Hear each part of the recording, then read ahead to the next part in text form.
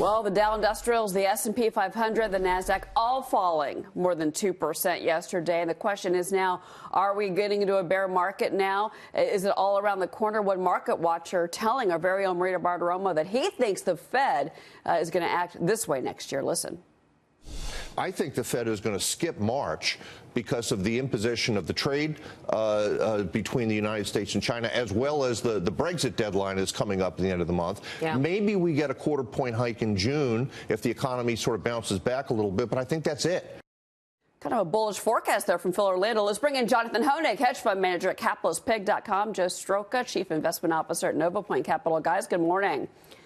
Great to be with you. All right, Jonathan, Phil Orlando sounded pretty bullish there. What do you say? Well, I'm glad someone's bullish, Cheryl, because the stock market certainly isn't. I mean, look at just yesterday, about 1,000 new 52-week lows, only about a dozen new 52-week highs. And these aren't just, small off-the-wall names. Netflix, Facebook, Citigroup, Bank of America, Apple, Home Depot, all of these stocks are already in bear markets. And in fact, the S&P 500 has undergone what they call a death cross. That just basically means that the 50-day moving average has moved below the 200-day moving average. The trend is down. It's still down, Cheryl. And until we see some evidence that that trend has changed, I think lower prices are ahead. Joe, do you agree with that? Or you think that we're really headed for tough times here? I think near term, there's a lot of pessimism out there, but I think that pessimism's winding a spring.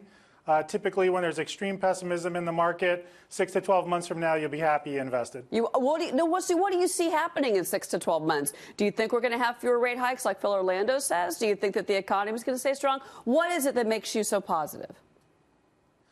I think the economy stays strong. Look at the consumer. The consumer is good. We're having a good holiday shopping season. These lower gasoline prices are putting more money in everyone's pocket. And employment's good. Certainly the Fed could take the punch bowl away and keep raising rates, which I think is one of the big fears out there. And certainly the whole U.S.-China trade thing could derail. But absent those coming to fruition, I think things look good. Yeah, I mean, I don't know, Jonathan, I know that you're a little more bearish than Joe is, but, earnings are good. Unemployment is looking great still. GDP over 3%, it looks like on an annualized basis. All things say that the economy is strong, yet the markets seem to be very, very jittery. Maybe they're getting it wrong.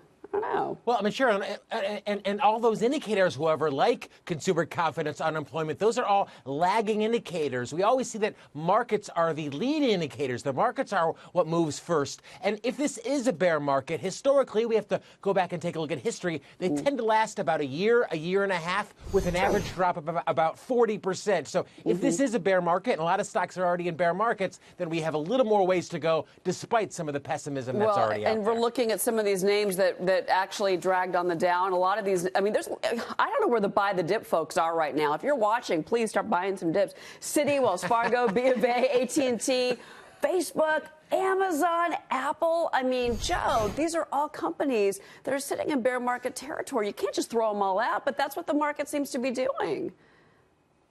Well, it's certainly a time to get more selective. At the beginning of an economic cycle, when you're coming out of a bear market, that's when the rising tide lifts all boats. We're in a late cycle economy. It's time to own quality and be selective about what you own, and those are the ones that'll perform. Okay. Jonathan, I do want to ask you about healthcare really quick. The healthcare sector was a big piece of the sell-off yesterday. Obviously, that was based on the judge's Friday decision about that Obamacare is unconstitutional. Is that group, do you think, getting a little too beat up? I mean, at the end of the day, folks are still going to get older and need medication and need hospital care.